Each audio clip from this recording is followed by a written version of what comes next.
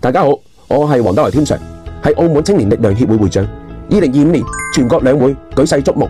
我全程關注，深受鼓舞，也思考澳門未來發展。兩會期間，習近平總書記講話和各項政策部署高屋建瓴，為國家發展指明方向，也為澳門發展提供遵循。政府工作報告以經濟、民生、教育、科技等規劃，體現以人民為中心，讓我哋看到國家推動高質量發展嘅決心和舉措。從澳門角度看，兩會經濟與澳門發展緊密相關。經濟上，國家推進改革開放，構建新發展格局，俾澳門經濟適度多元化帶來新機遇。澳門可借粵港澳大灣區建設融入國家發展，加強與內地金融、科技、文旅等產業合作，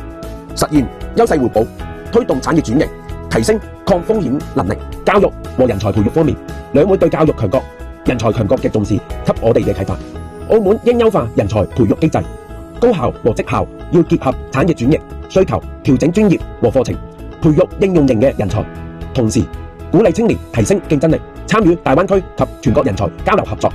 民生保障係兩會嘅重點，對澳門係好重要嘅。我哋要借鑒國家在社保、醫療、住房嘅經驗，結合澳門實際提升民生福利，譬如住房，參考內地經驗，加大經濟房嘅建設，完善先租後買政策，解決居民住房難題。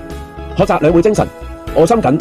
責任重大。澳門青年力量協會會積極行動，組織青年學習兩會精神，增強使命感，搭建平台，促進青年交流合作，鼓勵參與大灣區建設，為澳門和國家發展貢獻力量。我相信在兩會精神指引和中央支持下，澳門和祖國同頻共振，定能實現經濟繁榮、民生改善、社會和諧，續寫一國兩制嘅新篇章。唔該，多謝晒。